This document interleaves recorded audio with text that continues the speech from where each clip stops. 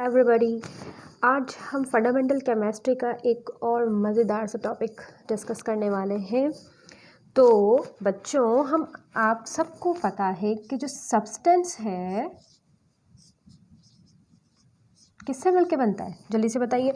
Yes, एक substance जो है वो एटम से मिलके बनता है और वो एक एलिमेंट से भी मिलके बनता है और उसके अंदर मॉलिक्यूल्स भी मौजूद होते हैं। ठीक है, ये बातें हमने सबने अच्छी तरीके से सीख ली है कि अगर कोई एक सब्सटेंस है, अगर आप उसको देखोगे कि उसकी फॉर्मेशन क्या है, तो वो एक एटम से भी मिलके बनता है, उसमें एलिमेंट्स भी मौजूद होते हैं और उसमें मॉलिक्यूल्स भी मौजूद होते हैं। ठीक है, अब ये जो सब्सटेंस है इनका वेट भी होता है। यस, बिल्कुल, इनका वेट भी होता है। जैसे कि अगर हम बात करें सब्सटेंस की, तो ये मार्कर भी एक सब्सटेंस है। ये बोर्ड जो हमारे सामने नज़र आ रहा है, वाइट बोर्ड, ये भी एक क्या है? सब्सटेंस है। सबके अपने अपने वेट्स होते हैं। ठीक है, इन वेट्स को आप रिप्रेजेंट करते हो इनके यूनिट्स के साथ। तो आज हम उन्हीं यूनिट्स को इस वीडियो में डिस्कस करेंगे। बहुत मज़ा आने वाला है, मेरे साथ एंड तक इस लेक्चर को सुनिएगा और आपको बहुत सारी और नई चीज़ें इसमें मालूम होंगी। ओके, तो सबसे पहले हम सीखेंगे आज ग्राम एटॉमिक मास किसे कहते हैं। ठीक है, ग्राम यानी कि कोई भी चीज़ उसका वेट है, उसको आप यूनिट, जब भी आप वेट का यूनिट लेते हो वो आप किस में रिप्रेजेंट करते हो? ग्राम में। ठीक है, एटॉमिक मास, एटॉमिक का मतलब क्या होता है? किसी भी एक एटम का जो मास है उसको आपने रिप्रेजेंट किस में करना है? ग्राम एटॉमिक मास में। ठीक है, यानी आप यहाँ पे इसकी डेफिनेशन लिख सकते हो कि the atomic mass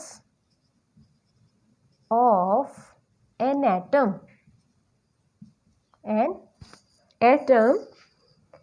is called gram atomic mass,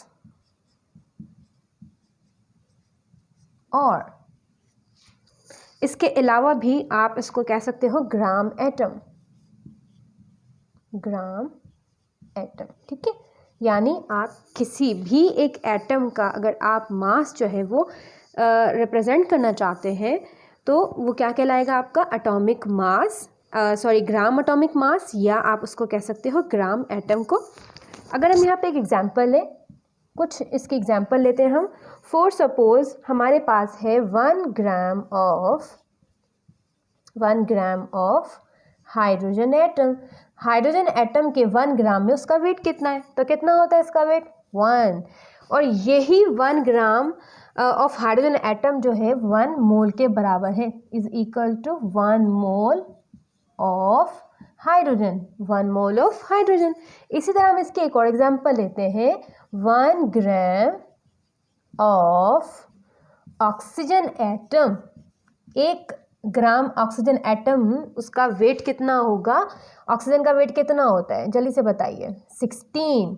1 gram oxygen में 16 उसका वेट होता है, जो कि बराबर होता है 1 मोल के। यानी कि 1 gram of oxygen atom is equal to 16 gram is equal to 1 mole of oxygen atom. तो इस तरह से आप किसी भी एक एटम का ग्राम मास जो है वो रिप्रेजेंट कर सकते हैं। अब हम सेकंड की तरफ चलते हैं। तो सेकंड हमारे पास मौजूद है ग्राम मॉलिक्यूलर मास। कोई भी एक कंपाउंड और एलिमेंट जो है वो बनता है एक मॉलिक्यूल से। ठीक है, तो हम यहाँ पे लिखेंगे इसकी definition, the molecular mass of an element or compound, आप देखें, मॉलिक्यूल जब आपके पास एटम्स और एलिमेंट्स कंबाइन होते हैं तो वो फॉर्म करते हैं मॉलिक्यूल्स को। हमने ये प्रीवियस लेक्चर में, फंडामेंटल केमिस्ट्री के पिछले लेक्चर्स में हमने ये सीखा था, मॉलिक्यूल्स और उसके टाइप्स। तो मॉलिक्यूल्स मिलके एलिमेंट और कंपाउंड की फॉर्मेशन करते हैं। तो molecular of an element and compounds is called, यहाँ पे हमने लिखा नहीं है, द मॉलिक्यूलर मास, इधर हम ये इसको ऐड करते हैं, the molecular mass of an element और compound expressed in gram molecular mass, gram molecular mass. ठीक है, अब इसकी एग्जांपल देखते हैं हम मॉलिक्यूल की ना।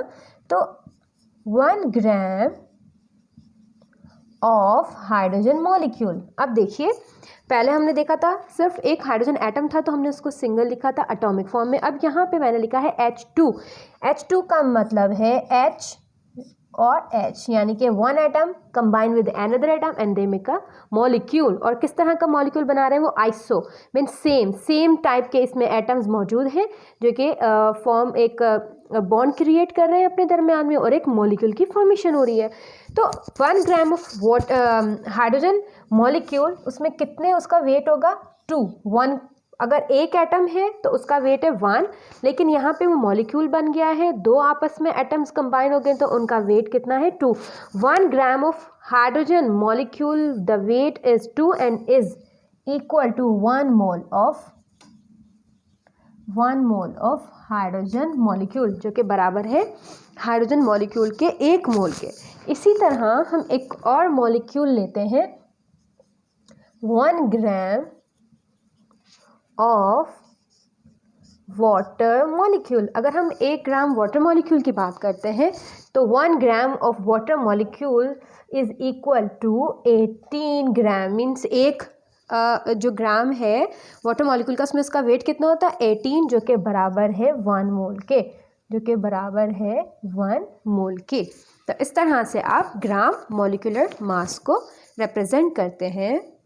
थर्ड टाइप आपके पास है ग्राम फार्मूला मास। ठीक है, इसको आप इस तरह से लिखेंगे, the formula mass of an ionic compound expressed in gram formula mass। ठीक है, कितना इजी है बच्चों, देखा आपने। यानी अब यहाँ पे आपने एक चीज़ देखनी है, मैंने यहाँ पे लिखा है आयोनिक कंपाउंड्स। आयोनिक कंपाउंड्स का क्या मतलब है? ऐसे कंपाउंड जिसमें आपके पास चार्जेस मौजूद हों, मीन्स बॉन्ड जब बनते हैं, कंपाउंड जब बनते हैं तो उनमें 2 तरह के बॉन्ड्स की फॉर्मेशन होती है, एक आयोनिक और एक कोवलेंट। तो आयोनिक में क्या होता है कि इलेक्ट्रॉन्स की शेयरिंग, एक इलेक्ट्रॉन लॉस होता है और दूसरा इलेक्ट्रॉन गेन होता है। तो इस तरह से जो भी बॉन्ड फॉर्मेशन होगी और उनसे बनने वाले जो कंपाउंड होंगे उन्हें आप कहते हो आयोनिक कंपाउंड्स। ठीक है, ionic, ions means charge, 2 different charges, positive and negative. इसके एग्जाम्पल देखते हैं। 1 gram of sodium chloride NaCl, it is called sodium chloride. Sodium chloride का फार्मूला है ये NaCl। Na stand for sodium, Cl is chlorine. लेकिन जब भी आप क्लोरीन सेकंड पोजीशन पे आएगा, फर्स्ट पे सोडियम है, सेकंड पे क्लोरीन है, तो वो क्लोराइड हो जाता है, सोडियम क्लोराइड। ठीक है, 1 gram of sodium chloride is equal to, sodium chloride का वेट कितना है, हम यहाँ पे लिखते हैं सोडियम 23 प्लस 35.5। यानी अब आपको एक कंपाउंड का वेट भी मालूम करना आना चाहिए। जैसे अगर हाइड्रोजन है उसका हमें मालूम है 1 वेट है, अगर ऑक्सीजन है तो उसका 16 है, कार्बन है तो उसका 12 है। लेकिन जब वो एक कंपाउंड में आ जाते हैं तो आपने क्या करना होता है, दोनों एटम्स के जो मासेस हैं उनको आपस में आप क्या कर देते हो, ऐड कर। जैसे ही आप उनको ऐड करते हो तो आपके पास एक फार्मूला मास आ जाता है। जब आप 23 को ऐड करोगे 35.5 में तो आपके पास जो है इनका आंसर आएगा 58.5। ठीक है, यानी सोडियम क्लोराइड का वेट जो है वो 58.5 है, जो कि बराबर होता है किसके, 1 मोल के। किसके, 1 मोल के। Means 1 mole of sodium chloride is equal to 58.5 gram of 1 gram of sodium chloride. तो ये दोनों क्या है, आयोनिक कंपाउंड्स हैं। ठीक है, अब मैं ज़रा आयोनिक कंपाउंड्स को भी इसमें क्लियर कर देती हूँ। जैसे सोडियम है, और उसके साथ कंबाइन कौन है, क्लोरीन। सोडियम और क्लोरीन आपस में रिएक्शन करके एक कंपाउंड बना रहे हैं, जिसे हमने नाम दिया है वो क्या है, आयोनिक कंपाउंड। किस तरह से, सोडियम का एटॉमिक नंबर, अच्छा जब ये बॉन्ड फॉर्मेशन होती है क्या, इलेक्ट्रॉन्स आपस में एक दूसरे के पास या तो लॉस होते हैं या गेन होते हैं या शेयर होते हैं, किसका काम है, इलेक्ट्रॉन्स का। और इलेक्ट्रॉन्स आप किस में स्टडी करते हो, जल्दी से बताइए, yes atomic number, not in the atomic weight. यहाँ पे हम बात करेंगे एटॉमिक नंबर की। सोडियम है उसका एटॉमिक नंबर है 11, क्लोरीन है उसका एटॉमिक नंबर है 17, ठीक है। जब आप इनके इलेक्ट्रॉनिक कॉन्फ़िगरेशन करेंगे, आउटर मोस्ट शेल में सोडियम का 1 इलेक्ट्रॉन और क्लोरीन के आउटर मोस्ट शेल में 7 इलेक्ट्रॉन्स मौजूद हैं, ठीक है। इसको अपना ऑक्टेट कंप्लीट करना है, क्लोरीन को भी और सोडियम को भी अपना ऑक्टेट कंप्लीट करना है। तो सोडियम को चाहिए 1 इलेक्ट्रॉन और क्लोरीन को चाहिए 1 इलेक्ट्रॉन, और सोडियम ने क्या करना है, अपना वही एक इलेक्ट्रॉन जो उनके आउटर मोस्ट में मौजूद है उसको वो लॉस करेगा। तो उसके पीछे जो सेकंड शेल है, सेकंड लास्ट शेल, उसमें ऑक्टेट कंप्लीट है ऑलरेडी, ठीक है।